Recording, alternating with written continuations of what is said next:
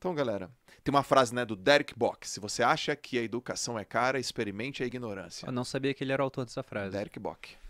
Vou citar aqui Benjamin Franklin, né? Investir em conhecimento rende sempre os melhores juros. E tem um ponto bem interessante Boa. sobre isso aqui ainda no livro.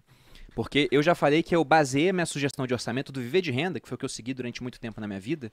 Hoje já não se aplica mais, porque hoje os ganhos que eu tenho são muito mais altos do que as despesas, então fica muito diferente. Mas a sugestão dele é: viva com 50%, invista 10% para liberdade financeira, 10% para longo prazo, 10% para lazer, e ele fala em doar 10%. Exatamente. Na minha, não tinha doação de 10%. Eu botava em viver 55%, 5% a mais, e 5% para o colchão financeiro. Uhum. O pessoal falava: nossa, Bruno, que mesquinharia. Mas eu estava fazendo, na verdade, o que o Warren Buffett me ensinou. O Buffett, quando ele tinha uns 40 anos, o pessoal cobrava ele: você não vai doar dinheiro, não? Ele tinha acabado de ficar bilionário, né? E ele falou: não, vou segurar um pouco, porque se eu continuar investindo, eu vou poder doar muito mais lá na frente. Animal. Então foi a mesma coisa que eu fiz. E todo ano, desde 2018, eu sempre dou pelo menos a mesma quantidade de dinheiro que eu ganhava pelo exército em um ano. Sim. Já teve ano que eu doei quase o dobro disso. Legal. E isso eu só fui capaz de fazer porque eu comecei a investir o meu dinheiro e usei essa verba da instrução muito voltada para a educação financeira, para que eu ficasse cada vez melhor na prática da gestão financeira. Porque até o próprio T. Harv Eker dá o exemplo dele. Tava comentando com o João antes de começar o podcast que ele se julgou milionário, assim, com o burro estacionado na sombra, quando ele vendeu metade de uma empresa de academias, que ele tinha lojas de equipamento de ginástica. De ginástica, isso mesmo. Ele vendeu por 1,6 milhões, eu acho. Então ele tinha, né, somando que ele vendeu mais o equity do que restou com ele, 3,2 milhões. Ele falou: tô muito tranquilo. Só que hoje em dia isso é muito menos dinheiro do que naquela época, né? O livro é de 2005, eu não sei quando ele fez isso, mas foi antes do livro. Porque ele vendeu, começou a dar treinamento e depois escreveu o livro.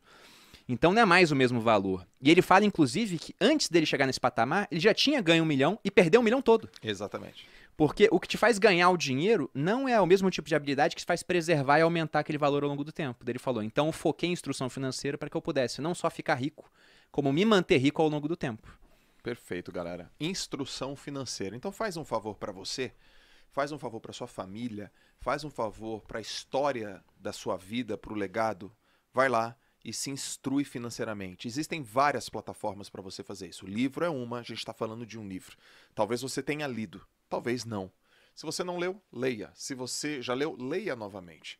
Talvez seja um curso, talvez seja uma plataforma, como a gente falou aqui da FinClass. Lógico, né? A gente defende aquilo que a gente acredita. Aliás, lembrei de uma coisa. Você vai escrever lá, Clube do Livro, até amanhã, dia 21, e você vai sair de R$ 39,90 para R$ 29,90. Tem uma parte no treinamento... E por que eu tô fazendo isso? Porque numa parte do treinamento, lá no MMI, que eu fui, o Doug Nelson fala o seguinte: o que você faz quando você acredita numa coisa? Você promove. Então você tem que aprender a promover o que você faz. Você tem que aprender a promover as coisas que você gosta. Ele fala assim: o que você faz quando você descobre um milagre? Você conta para as outras pessoas. Poxa, gente, eu sou um cara que, vim ali numa família... eu já contei minha história, família foi pobre, foi difícil, aquele negócio todo, nordestino, e construí minha riqueza. Por onde? Pela educação, obviamente, pela aplicação da educação. Então, a gente está falando aqui da FinClass, nós acreditamos, nós vivenciamos, e isso aconteceu na nossa vida, a gente quer divulgar isso para vocês, ok? Clube do Livro lá na FinClass, só porque vocês bateram 3 mil pessoas, é isso mesmo, a gente tá, hein, meu? Posso fazer um pedido aqui para as pessoas, João? Peça! Depois que a gente passa do arquivo número 1, ele vai dando alguns princípios de riqueza e ele chega na parte da declaração. Eu acho que essa parte é especialmente interessante se tratando desse episódio. Ele diz o seguinte: na declaração é para você falar, preferencialmente em voz alta, e depois de toda a declaração você fala: eu tenho uma mente milionária. A declaração é essa: eu mesmo crio o meu próprio grau de sucesso financeiro. Você é responsável pelo que produz, pela falta de riqueza que produz e por todas as opções no meio do caminho. Então, se você hoje não está no patamar financeiro que você quer, a culpa é sua, né? E você sabendo disso, já tendo essa consciência, porque ele fala sobre como é que você muda o seu modelo de dinheiro, né? O primeiro ponto é consciência do problema. Você não resolve um problema que você não sabe que tem. Você está inconsciente. O segundo é você tem a consciência, agora você vai entender por que aquilo está acontecendo. Poxa, por que eu tenho esse modelo de dinheiro que é tão ruim? De onde veio? Aí você descobre de onde veio. Meus pais têm o mesmo modelo que eu, são endividados, eu repeti esse modelo. Agora vem a parte de você poder ressignificar esse tipo de coisa E aí você muda e vê, olha, isso aqui é a gravação que me deram. Eu sou o gravador, agora eu quero gravar arquivos novos. Perfeito. E por último, vem a declaração, que é nessa hora onde você se compromete de fato a mudar. Porque não basta só falar, né? Falar é uma coisa, é ótimo. É melhor falar do que não falar. Só que no exército tinha uma história muito bacana que os meus instrutores sempre usavam e depois eu usei com os meus soldados também, que era a diferença do ovo e do bacon em um café. Já ouviu essa história? Já. Conta aí. Que é a seguinte, né? Eles falavam sobre a diferença entre estar envolvido ou comprometido. E diziam que num café da manhã, onde você tem ovos e bacon, a galinha está envolvida, porque ela cedeu o ovo. Só que o porco, ele está comprometido. Ele cortou na própria carne para dar o café. Perfeito.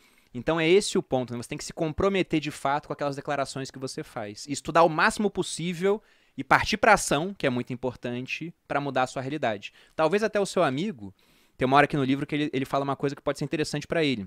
Se ele for assistir a gente aqui ou no próximo papo, que é o seguinte, ele usa uma fórmula diferente do que as pessoas geralmente usam.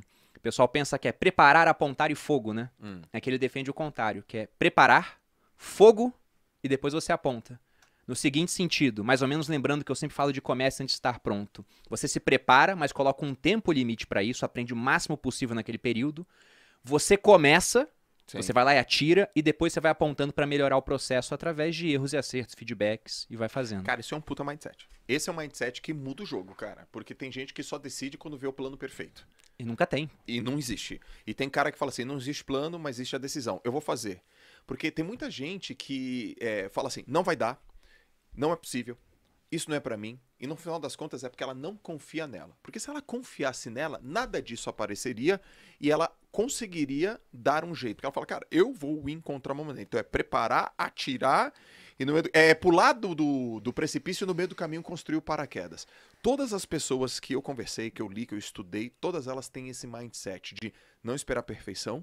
Se quiser errar, erra rápido, erra barato, quer tomar água limpa, porque, porra, eu quero chegar primeiro. Então a rapidez, que é um dos princípios que a gente tem no grupo. Sim. Rapidez, a gente tem que ser rápido, cara. Rápido, rápido, rápido, rápido. Então é muito mais um mindset do que, sei lá, uma estratégia. E a gente até coloca a rapidez antes da excelência, né? Antes da excelência. Quer ver isso? Pega o meu primeiro vídeo do YouTube, o primeiro do Joel, o primeiro do Thiago.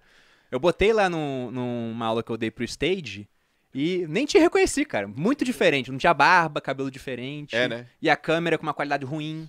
Porque era o começo, pô. É o começo. Celular, talvez, meu. Celular. Olha só, a galera aqui, 3.1. Agora é recorde atrás de recorde, velho. É recorde. Agora tudo é recorde, né? A partir de agora, qualquer coisa é recorde. Olha lá, estou com a mesma dúvida do João. Isso aí, Joel, não existe plano perfeito. Legal.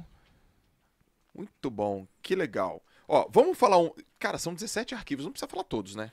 Nem dá pra gente falar todos. Nem dá. Então, ó, eu vou falar 4.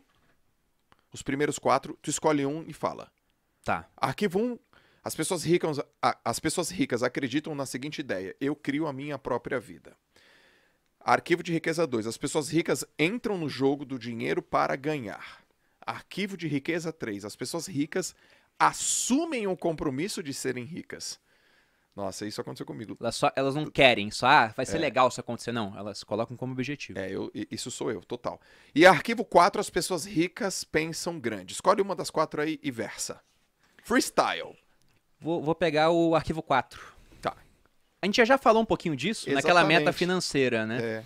Pra quem chegou depois, esse livro é baseado em um evento, e no evento pediam pra você escrever o que de fato você ia fazer em termos de meta financeira, e todos nós botamos metas bem baixas e acabou que a gente passou muito.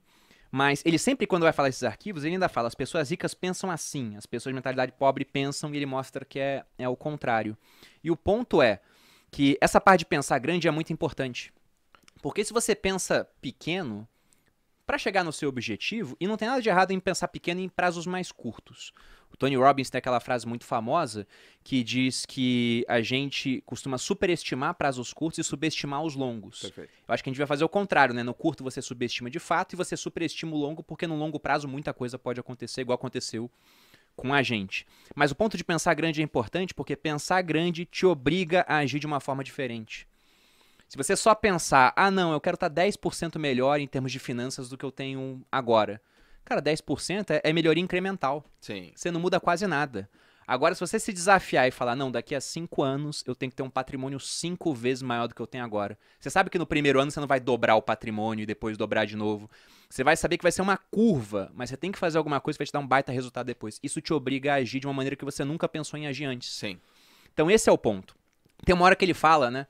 Ah, tem que empreender, não tem? Tem que me livrar do meu contra-cheque estável? Ele fala que não precisa. Mas o único ruim de um contra-cheque estável é que isso coloca um teto para os seus rendimentos muitas vezes e te impede de fazer outras coisas. Então o ponto é, pense, né, grande e como que você vai fazer para transformar esse teu pensamento grande de fato em ações que vão gerar ótimos resultados. Pensar grande é fundamental. Até porque pensar, grande ou pequeno, o trabalho é o mesmo. A prática que vai ser diferente. Mas só de pensar grande você já faz o exercício pensando em hipóteses que você nunca contemplaria se fosse pensar pequeno. Cara, ô Bruno, eu quero fazer até uma consideração também. A gente escuta assim, ó, né? Sonhar grande e sonhar pequeno dá o mesmo trabalho. Mas pensar grande e pensar pequeno, você acha que dá o mesmo trabalho? Em termos de meta? Por exemplo, assim, ó, você pensou grande para atingir 5 vezes o seu tamanho. Não, eu até vou falar diferente. Você pensou em crescer 5, pensou em crescer 1, dobrar. Dá o mesmo trabalho? Acho que sim, cara. É. Se você, vamos supor, eu gosto de separar períodos do dia para pensar. Não que minha cabeça respeite esses períodos, né? Ela costuma pensar depois disso também. Porque eu sei que sonhar grande é porque sonhar e pensar tem uma diferença, né? Sonhar é mais um devaneio. Pensar é uma coisa mais direcionada, né? Concordo. Mas por que eu digo isso? A gente não controla tudo que a gente pensa, né? Exatamente. Eu tô lendo um Desaparece. pouquinho do Nietzsche, que talvez eu coloque no meu clube do livro lá.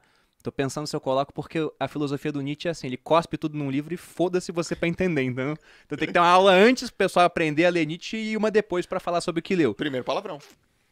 Foi de fato. E foi citando Nietzsche. Já faz um Reels aí, ô palavrão, Kaique. é palavrão com classe, velho. Aqui a conversa, galera, é Lorde. Vai por mim, pô. Mas o Nietzsche, ele tinha uma ideia, ele tinha uma frase dele que ele falava, há algo que pensa em mim. No seguinte sentido, de que o que você pensa é só uma fração daquilo que tem na sua cabeça, né? Ele fala que você tem um mar, por exemplo, e alguém num farol com uma lanterna ilumina um trechinho do mar, aquilo que você está pensando, mas há uma série de coisas que você não está pegando. E ele ainda fala, quem é o cara que escolhe para onde está apontando o farol? Ele fala, não é a minha mente consciente, é, sei lá, o meu corpo que está fazendo isso. Mas ele fala, você não tem controle sobre tudo que você pensa. E para ele, inclusive, aquilo que você pensa é a parte menos importante do seu pensamento no final das contas. O que está em volta que é muito mais importante. Mas, por que eu tô falando isso? A gente tá falando sobre pensar grande e pensar pequeno. Ah, pensar grande e pensar pequeno. Na minha opinião, vai dar exatamente o mesmo trabalho, Joel. A questão é que, geralmente, para você colocar o seu plano em ação, o grande vai dar mais trabalho, porque te obriga a fazer coisas que você não fez antes. Exatamente. E aí que as pessoas travam. Porque fazer coisas que você não fez antes assustam. Você tem medo. E ele tem um arquivo de riqueza que fala disso, né? Que os ricos, as pessoas de mentalidade rica, agem apesar do medo, enquanto as pessoas de mentalidade pobre, elas ficam travadas pelo medo. Sim. E se você deixar que o medo te trave, você não faz nada diferente. Se você não faz nada diferente, você fica no mesmo local, apenas com melhoras incrementais.